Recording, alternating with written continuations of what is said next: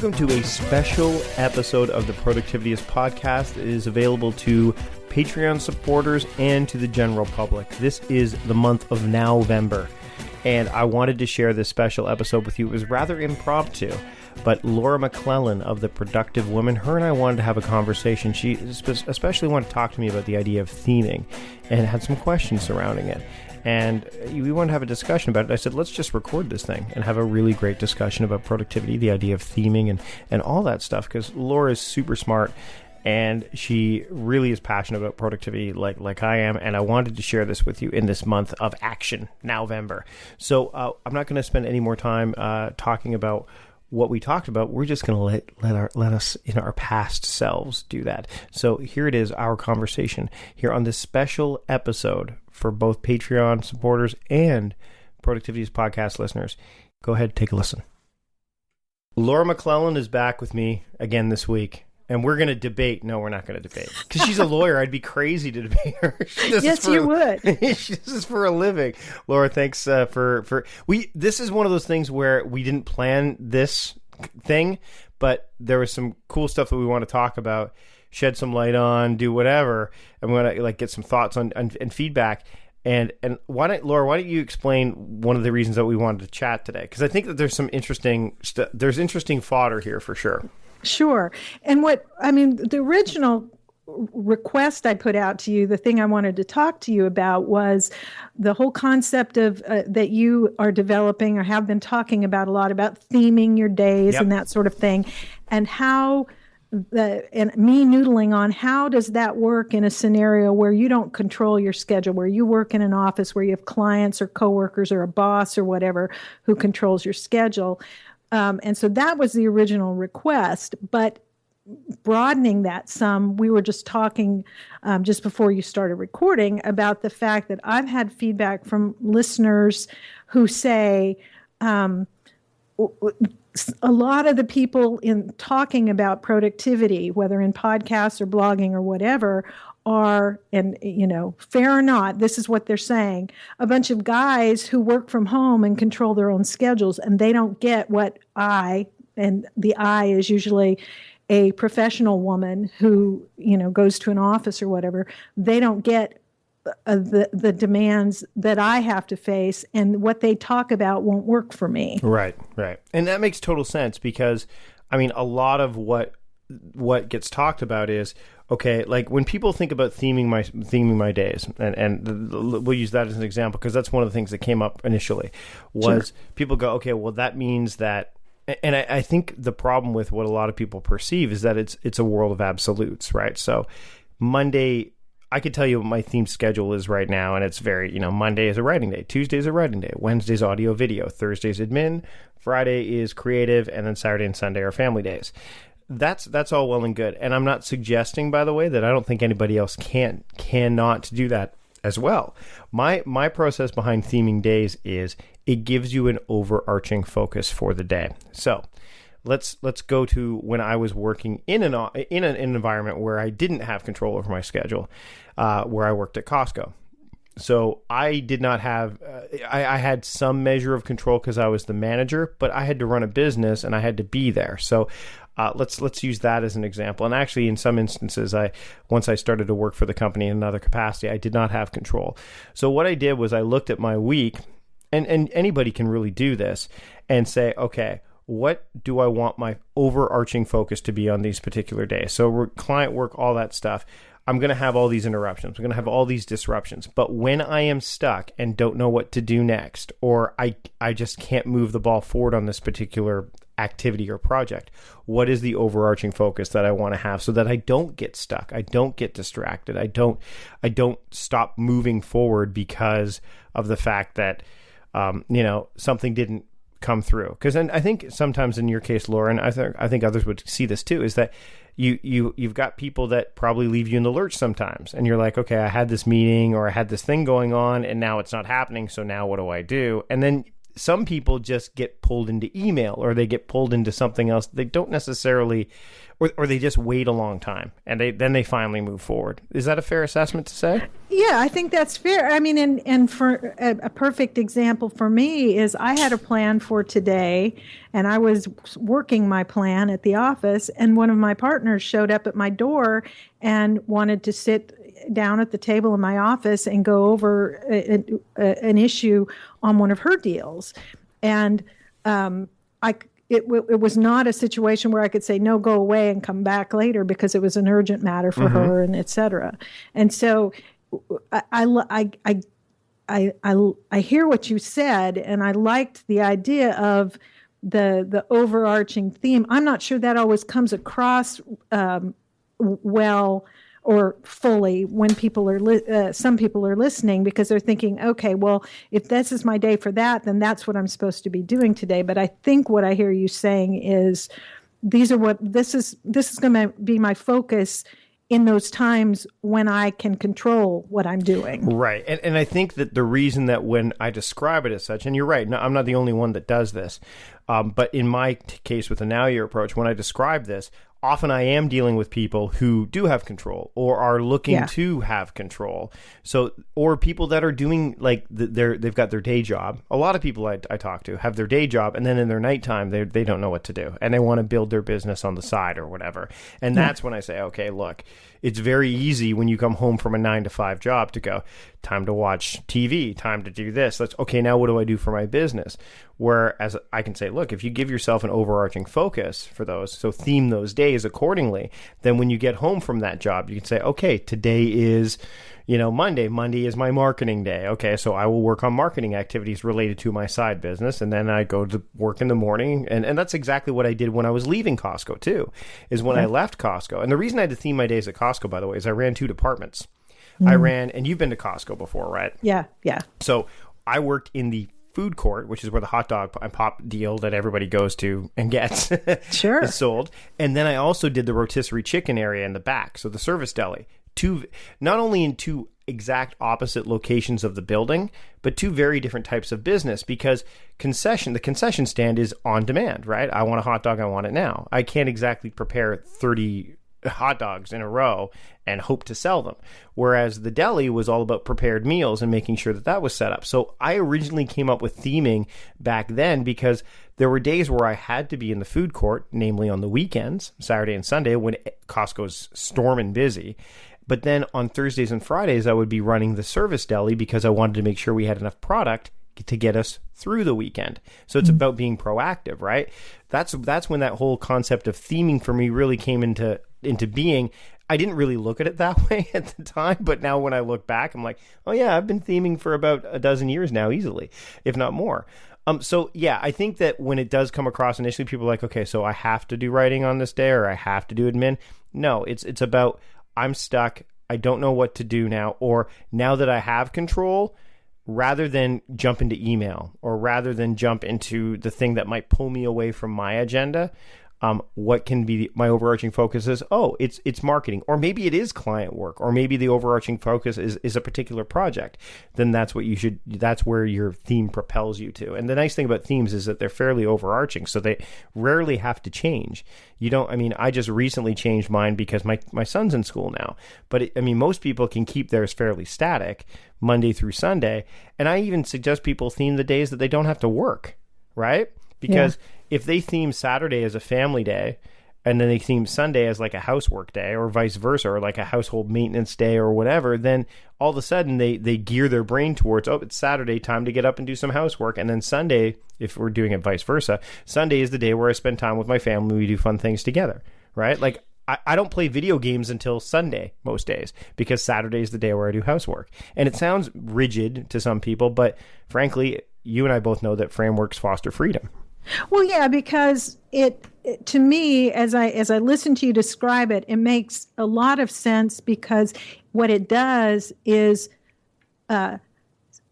pre-decide some things. So so when the meeting is canceled, or when some time frees up on a day, you don't lose time sitting around thinking, okay, well, what should I work on? You've already decided. And I mean, years and years ago, before I went to law school, before I was working full time, when I was home full time, I did something similar in that, I had one day that was my errand day, and that's when I would do the grocery shopping and go to the bank and do all that stuff. I had one day that I did all the laundry, and instead of spending a little bit of time every day. So I get the concept. It makes perfect sense to me. But as I've listened to you talk about it on your podcast and in various other places, I've talked to other people, the thinking about, well, how does that work if in a situation where you've got a boss or clients who don't care what your theme is for the day, they want their stuff done. For me, I like the idea because I like pre-planning. And so it removes decision fatigue. Yeah, it totally does. Because as you were talking about, for somebody who has a day job but wants to build something else on the side, by the time I get home from my day job, I'm brain dead. And if I have to decide what I'm going to do, then I'm going to watch TV and eat chocolate. Yep. Yeah. And it's funny. It also works inverted. Gary Vaynerchuk, I've talked about this a few times now, but Gary Vaynerchuk talks about his Jets is our Netflix, right? Like he watches the New York Jets when the Jets are playing, you can't touch them. No matter what. And I know when we've interacted on Facebook and I say, go Bengals, go, and I get the like from you and stuff like that. That's me. What's weird is that the Bengals don't play. They didn't play this past Sunday as we're recording this. So all of a sudden, I had the freedom from that thing, which is weird because watching the Bengals is something I enjoy, and it's the thing that I'm like, oh, great, it's Bengals time, and I know that from 10 to 1, my time, no one can touch me. But now from 10 to 1, I've got this 10 to 1 time, so what do I do with it? So it almost works in the opposite fashion. If you've got this, so if you say, hey, it's date night, from every Thursday night is date night, which people do. They chunk that out, right? So the theme of that night is to spend time with my spouse. And then your spouse is out of town. Then what do you do? Right? Yeah. So it works both ways. It doesn't have to just work for work stuff or stuff that you feel like that is something that you need to do or feel that you have to do. But it's also for the stuff that you want to do. If you theme it saying, hey, I want to watch the Bengals play, so I'm going to set aside that. And that's what that themed, and you can theme blocks of time too, which some people do. But the other thing about theming is that what it does it kind of introduces people to the concept of the modes that I talk about, because if you can't theme your days, and some people can't, or it's just not something that they're willing to do, then they can say, okay, well then what if you break down your tasks by mode? So if you're in email mode, then look at all the tasks that you can do in email mode, which is a similar thing. It's just done in a much smaller fragment, right? And you and I can talk about the fact that it is somewhat aligned with the contexts in GTD, except I kind of expand it out a little bit more, or at least make it, maybe not expand it out more, but I think there's a bit more of a personal component to it, like energy-based modes and time-based modes and things like that, which context, that's the other thing, and I'm sure you've come across this too, where people go, what are contexts? How do I use them? It's such a hard term for some people to wrap their heads around, right? Yeah, that's always a challenge to try to explain to people who don't have their head deep in the GTD system or something like that. When we use that term, it's shorthand for a whole lot of stuff that we all understand. Yep.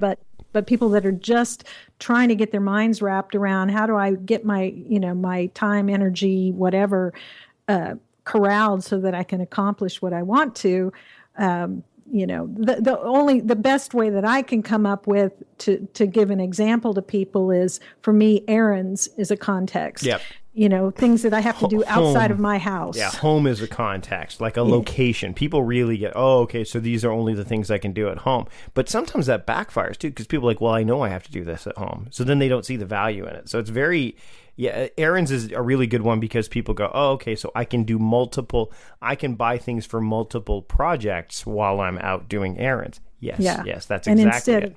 Yeah, and for me, it becomes a big deal, that particular one, because my home is out in the country, and so going to town is a little bit of a trip, and I'd rather make that drive once and get everything done that I need to do, rather than having to go every day for different things. But meal planning is important because it prevents us from being a disappointed wreck when dinner time comes around and we have no clue what to make, or even if we have the ingredients to make the meal. It's a time and a money saver, but most importantly, it frees up valuable brain space. Creating a meal plan prepares us for the week to come and gives us peace of mind that we're organized and can feed ourselves and our family. That's why I do it, and that's why Plan to Eat helps me do it. Your subscription includes access to the Plan to Eat website and fully featured mobile apps on iOS and Android. And Plan to Eat gives you the tools to clip and organize recipes from any website, the ones your family loves and that fit your dietary preferences and needs. And you can create a meal plan around your schedule. Then what happens is the Plan to Eat software automatically creates an organized shopping list based on your plan. So sign up for your free trial at plantoeat.com/timecrafting. That's plantoeat.com/timecrafting. The coupon will be automatically applied to your account and can be used when you're ready to subscribe. It's valid for new customers only. Give Plan to Eat a try today. So that I really appreciate you kind of thinking through this with me, because it's something that, as I said, has come up in a lot of conversations, and just something that I've, noodled about in my own head of, okay, how do I apply that? Because I could say, well, for my day job, I'm a lawyer. I've got, client, a bunch of different deals I have to work on, client deals and stuff like that. But I also have to do business development. I have to do just the admin kind of stuff. But I can't necessarily just decide, okay, every Monday it's going to be this, every Tuesday it's going to be this, every Wednesday, et cetera. I might be able to, on Friday, say, all right, next week, roughly, this is what the themes are going to be. Yeah. And you can be broad with it. You could say it's like Friday for me is creative day, and there's a reason, because it actually was weird is Friday was going to be my audio video day, and Wednesday was going to be creative day, because Wednesday was when my son used to be home with me, right? Now he's in school. I'm not used to working Monday to Friday, so what would I'd have those breaks, right? I have a 2-day block, then have a day off, 2-day block, and I have a day off. I'd work longer hours on those days, but what happened was, as soon as I'm getting to Fridays, I'm like, why am I so tired? I'm trying to do these audio, and I'm just so exhausted. I don't feel like doing it. Oh, wait. I'm working 5 days in a row now. That's why I'm tired. Okay. Welcome to my world. Well, and I'd been there before, but it had been so long. And so I said, you know what? I need to adjust. I didn't like say, okay, let's just soldier on. I could say, okay, let's just swap themes. And I thought about it. And this is the thing, you have to think about it. It's not, some people, like, I've taken time to think about this, because I said to myself, okay, look, what day would be better to do the podcast on? Well, you don't want to do it when your wife's home, because then you have to tell her to kind of, you don't want any noise, and you also don't want to be the guy going, hey, could you keep it down up there? So Mondays and Thursdays are out. I could do it Tuesday, or Wednesday. Those are the options. Well, Wednesday's the day I need to fix anyway, so why don't I move it to Wednesday? And then I thought about it, and I said, Friday, why is Friday good for creative day? Oh, Pro D days. The kids often will have a professional development day on Friday, and my wife isn't home, so guess who's watching the kids? Who's with the kids? Me. So by having Friday as more of a flexible day, all of a sudden I've removed that friction of, what am I going to do on Friday with the kids here? Well, there's no friction move now. Things around. I can't do my audio and video this day because the kids will be here. I've removed that friction from the equation, and that's all this really does, is it just removes, again, like you said, the decision fatigue and all that from the, and I would say, like, if Friday is a day that's fairly flexible for you, I mean, call it, like a review and planning day. Like, that's your overarching focus for that day, is review and planning. Like, that's what some of my clients, that's what they use. I've had some clients that they say, well, I work 7 days a week. I'm like, that's ridiculous. You shouldn't. And they said, well, I'm going to take a day off. I'm like, well, make sure you theme that day. And they're like, why do I theme my day off? I'm like, because then it's your day off. Call it your free day. Call it whatever it is. Like, make sure that you give it an identification that your brain can go to and go, oh, it's my free day. As opposed to Saturday, well, what do I do Saturday? I don't know. Like, if it's your free day, then you can go, I can do whatever I want. At least practice giving your brain these triggers, because then they'll use it in things like contexts or modes, or when it sees something visual, like you're like some kind of avatar or symbol that you have that means something to you or whatever. So a theming to me, and I appreciate you asking the question, and I appreciate the fact that people are saying, hey, are that maybe I'm imagining I am coming up in that conversation of, hey, what does Mike mean by this? Or it must be nice for Mike because he works from home. But the reality of it is that, yeah, like this week was a great example. You and I talked before we jumped on.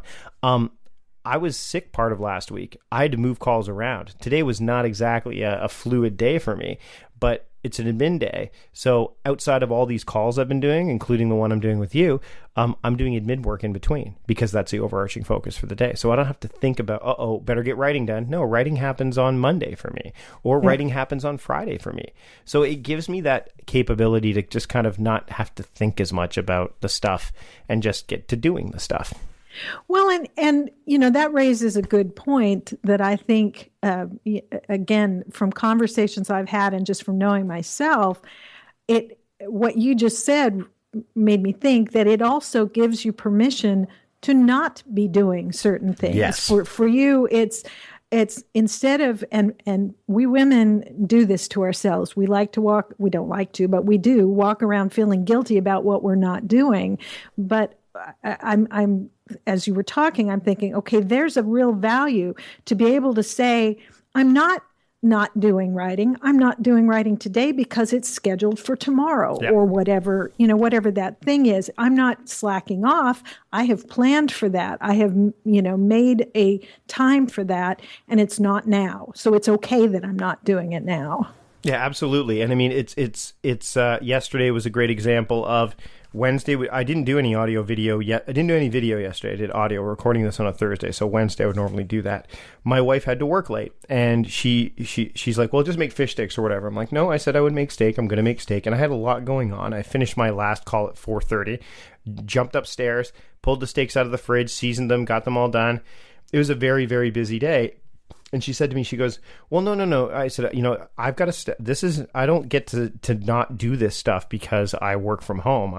This is my deal. Wednesdays and Tuesdays and Fridays, you work until 5:30. My job is to do dinner.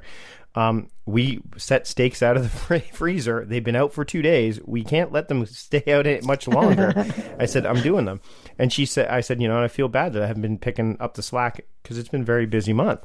And she said, well, you did the Halloween decorations with Colton the other day, so that was a huge help for me. I got to tell you, the only reason the Halloween decorations got done is because they were my task list and they showed up. It pinged and I'm like, oh, I didn't know. I mean, I know that Halloween's coming, but I you know how this works. You get so close, all of a sudden Halloween's here.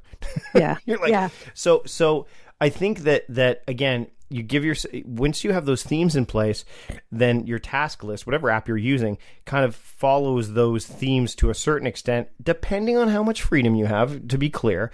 But you then have the permission to say, okay, I've got to write a blog post. Well, wait a minute. Monday's the day I normally do writing. Okay, so I'll schedule that. That's when that comes up. So every Monday I'll see that repeating task.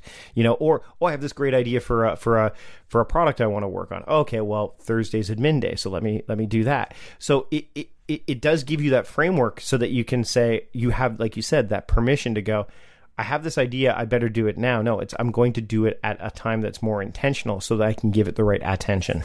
Yeah. And that's been a common theme in a lot of conversations I've had with a lot of people and things I've heard both from you and lots of other people, this idea of being intentional about it, and not only being intentional about, I guess I want to expand it to be, I'm not only being intentional about what I'm going to do, but about what I'm not going to do or when I'm not going to do it, and being okay with that. Have you seen the Now pages that Derek Sivers has been putting up? Like, he started this whole movement about the Now page.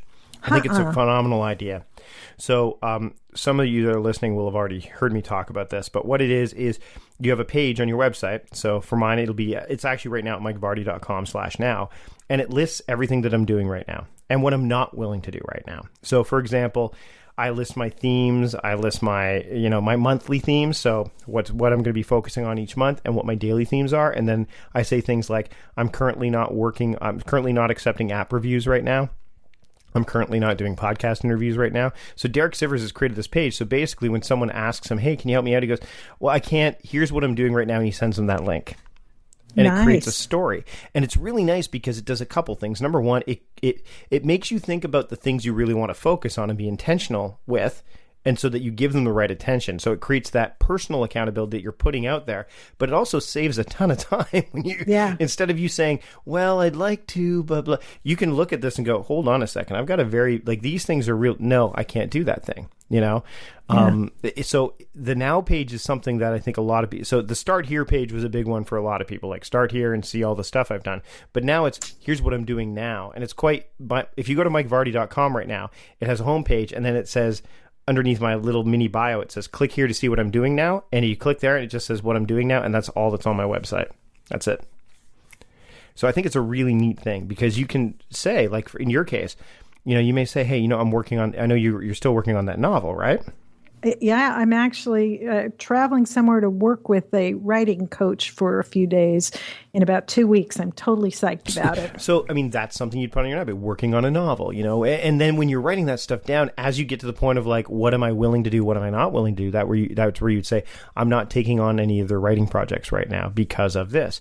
And so I'm sure you get the same thing I do, where people are like, hey, can you write about my app? Which is fine. Or, hey, I'd love to be on your podcast. Also great. I love to get those. Don't get me wrong. But you get to a point where, I mean, I can tell you right now, we've got guests booked all the way until the end of January. Yeah. That are recorded, not or scheduled and recorded rather. So you have to eventually, and the problem is you want to be proactive, but it gets to a point where you're being, and I've come across this, I'm sure, I don't know if you have, but it's like, well, I'm going to do these interviews because I know I'm going to need these interviews later. And then you delay on the thing that you've really kind of been delaying on for a while. So you find like this replacement work. So I think the now page, for me at least, and I think for a bunch of other people, and I've seen a lot of people like JD Roth's using it, Paul Jarvis, a few others. I think it's going to be a real help for some people who are just want to put their like State of the Union on a website. I like that. I'm looking at it now. That's a really cool idea. I mean, it's something that I've talked about before on The Productive Woman, is the idea that saying, you know, in this context of what am I doing now, what am I not doing, saying I'm not going to do it now doesn't mean never. Yep. And that there is a limit to the time, the energy, the attention, the money, the everything that we have that we can spend at any given moment, and trying to do everything usually ends up meaning nothing really gets done, or at least doesn't get done well. And we're just flustered and frustrated. So I like this idea. And all I've done is created a task in Todoist that says update now page. And it happens every month. So I get a repeating thing saying, hey, update your now page. And I just go through it and look at it and say, okay, yep, nothing's changed. Okay, moving on. And the nice thing is my assistant now has that page too. So she sees it and she goes, she'll look at that too. So she'll refer to it. She's like, thanks for emailing Mike about an interview for your podcast, but right now he's not accepting interviews. Click here to see what he's doing right now. Yeah. So and yes, some people go, oh, that's pretty. I think that you get to a point where it's there's a fine line between being arrogant and egotistical and just being respectful and wanting to be very clear. And you have to, like, sometimes you dance on that line pretty far. Well, and you know, it's interesting to me to I'm reaching a point where I'm having to think about that with respect to the podcast, because I've been doing it for about a year and a half now. And in the early months, it was me thinking, okay, who could I get to be on the show? Because I only do an interview about, well, originally it was intended to be once a month. And I was trying to find people to do it. And I am now getting at the point, and I'm really psyched about this, that people are reaching out to me and saying, I'd like to be on your show. And I'm thinking, okay, I only do it once a month. Okay, I could do it like every third week. I could do it a little more often. But that's still, right now, I'm pushed out, into January. I don't have them all recorded, but I've got people scheduled and more people asking to be on the show. And that's a great place to be in. But it's an interesting... It's a great place to be, but then, like I was saying, the interesting thing is that when you get in that place, and why you're, like, there has to be, like, kind of a, okay, I want to be no more than 12 weeks ahead, let's say, or 8 weeks ahead. Because then you can at least keep it going at a reasonable pace. So then you're not panicking to fill content, but you're also not doing interviews where you could be, because every interview I do is about an hour. I could be spending an hour working on my next book or working on a product or whatever. Well, and the other thing is, for me at least, one of the things I'm trying to figure out is if you record that far out, you lose some timeliness. You lose some ability. You have to be very careful with how you interview, right? Yeah. Yep. And when I get, somebody saying, "Oh, you should announce this," and I'm thinking, okay, well, by the time where am I going to put it? The next 3 episodes are already in the can. And so that's a separate challenge that probably anybody listening to your podcast does not care about. I think they do, because, I mean, they wonder, well, how can you be proactive and productive with it? Make sure that you're because, again, I send these off to the editor, and my wife's doing the show notes now, because I don't want to do them anymore. And she's like, how can I help you? So I've gotten this Show Notes Made Easy course by Lara Loest. I'm like, hey, let's take this course, and then you can do that. So, it's great. She's loving it. So, I mean, hey, it takes that off my plate altogether. But I think that the kicker is that, you have to be very...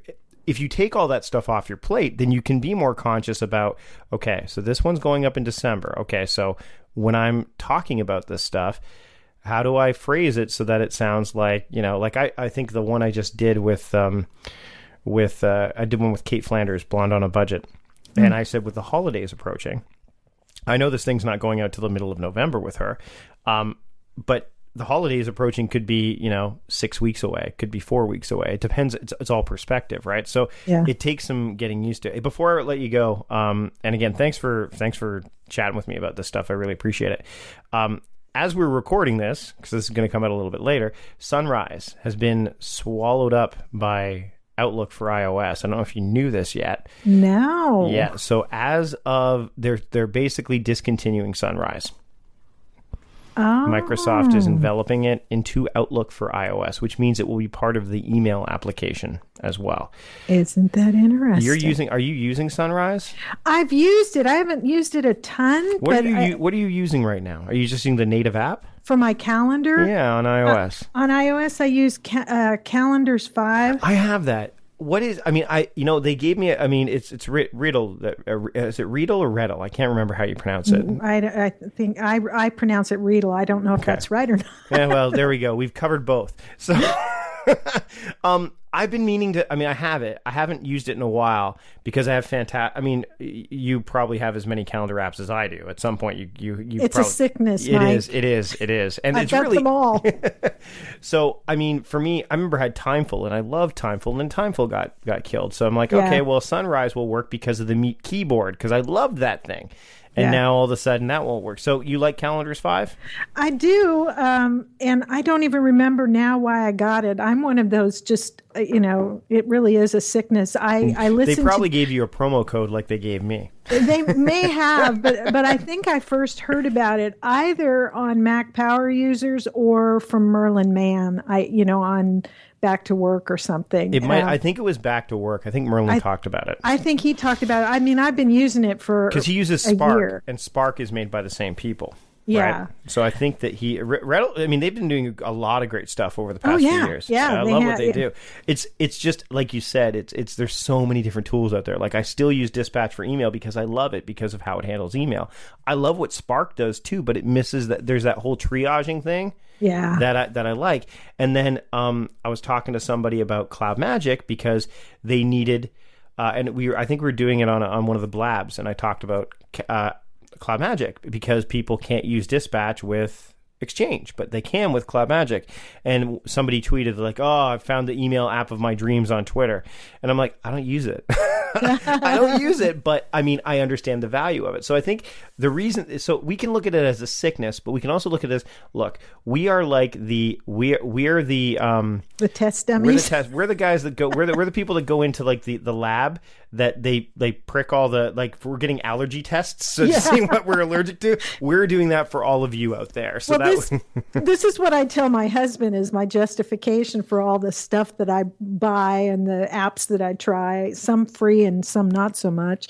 But it's I go back and forth because I like Fantastical as well. Yeah. But I for me, I just like the look of Calendars 5 better. And for me, it's you look too. Like, I mean, you look at every app that's out there, and I mean, I'm not a coder, right? So I look at the user interface. Like, I look at how it looks to me and like the look of it.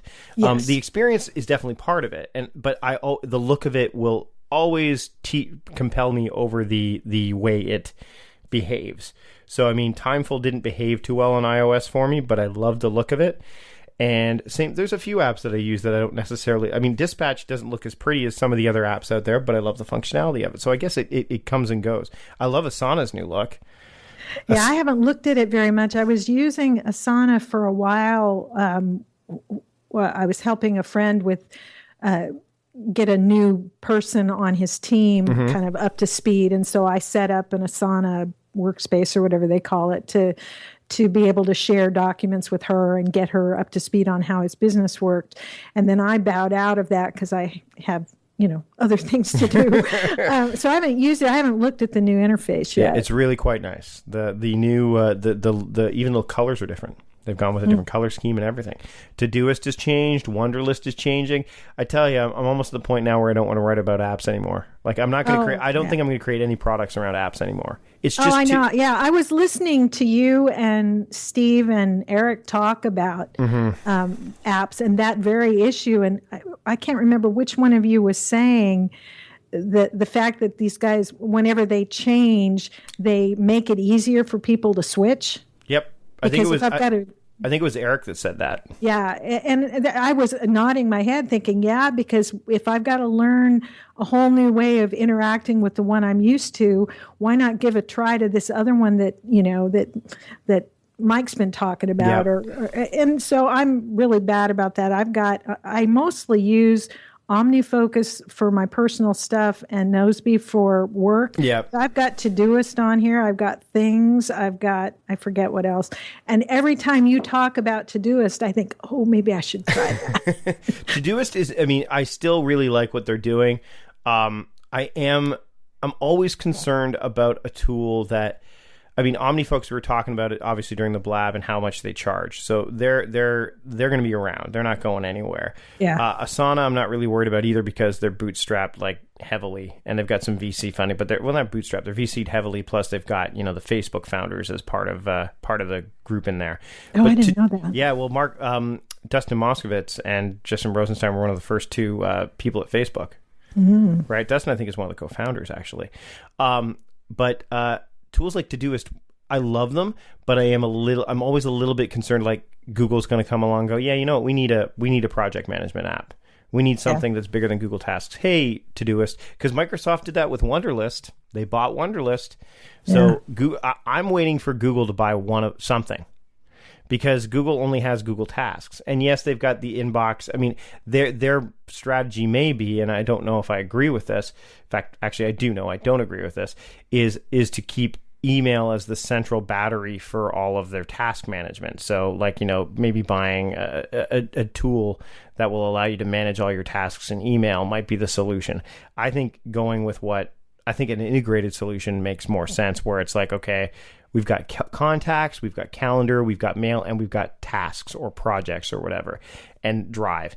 And then you can go in there and use that. I have a feeling that somebody down the line is going to get acquired by Google, and it wouldn't surprise me at all if it's Todoist. It wouldn't. Well, there's already that integration with between Todoist and like Gmail, right? Yeah. Oh, there's the extension. Yeah, you can. Click because on it. I've seen that. I've got it there, and that's just because I was playing with it. It's amazing. It's what keeps me using Gmail on the Mac over using, say, another application. Although I could use Airmail, or there's a few others that allow for direct integration into Todoist without having to use the Gmail web interface. But I'm also using a MacBook Pro that's rapidly approaching capacity, so I don't want to store mail on my computer as much as possible. But anyway, no, I think that the Sunrise thing, it's just again, we talked about this on the blab that we had.